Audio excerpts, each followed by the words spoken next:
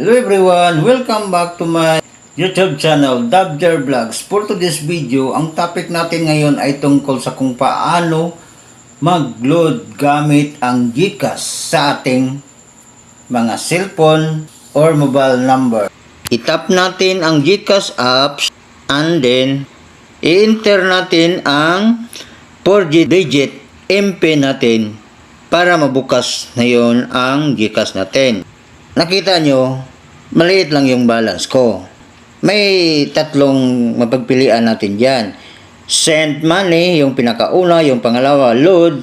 Yung pangatlo is transfer. So, ang sunod nating pindutin para makapagsimula na tayong mag-send money sa ating cash out, pindutin natin ang send. So, after napindot natin ang send, ito na ang lumalabas.